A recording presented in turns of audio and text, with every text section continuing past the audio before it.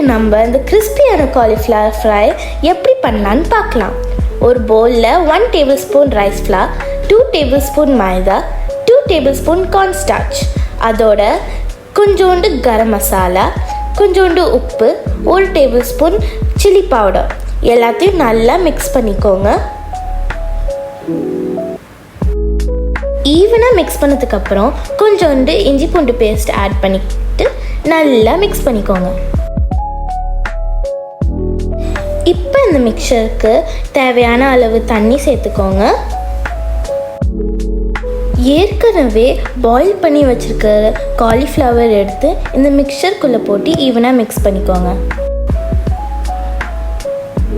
உங்களுக்கு தேவைன்னா கொஞ்சோண்டு டர்மரிக் பவுடர் கூட ஆட் பண்ணிக்கோங்க. ஈவனாக கோட் பண்ணிட்டு இப்படி இருக்கணும். ஒரு பேனில் கொஞ்சோண்டு ஆயில் போட்டுக்கிட்டு இது நல்லா ஃப்ரை பண்ணிக்கோங்க. அவ்வளோதாங்க, உங்கள் காலிஃப்ளவர் ஃப்ரை ரெடி.